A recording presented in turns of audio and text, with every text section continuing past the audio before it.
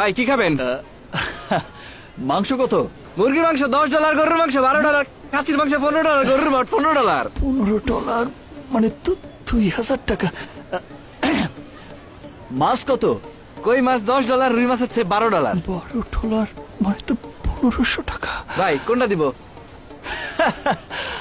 খুব একটা বেলা হয় নাই তো, তেমন ক্ষুধা লাগে নাই। একটা সিঙ্গারা দেন। এই আপা, একটা সিঙ্গারা দেন তো।